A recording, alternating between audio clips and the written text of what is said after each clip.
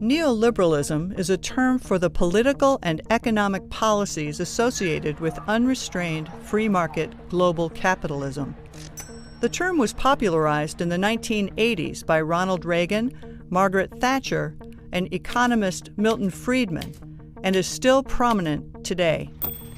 Proponents of neoliberalism see free markets and free trade as a foundation for human flourishing, creating the most favorable conditions for individual liberties, job growth, technological innovation, and transnational collaborations that promote peace and global prosperity.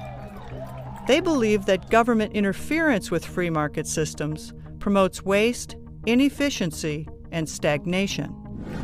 They reject regulations on industries, high taxation, and public services that are not subject to market competition, and believe in shrinking the size of government and restricting its functions to the protection of private property through policies and law enforcement, the facilitation of global commerce, and the maintenance of a strong military.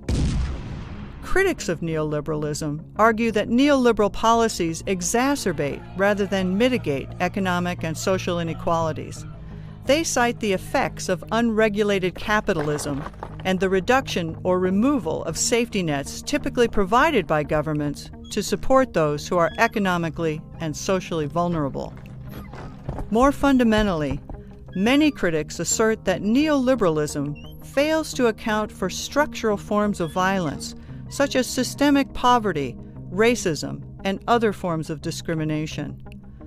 They argue that these hinder equal access to the benefits of free market capitalism that neoliberals imply are universally shared.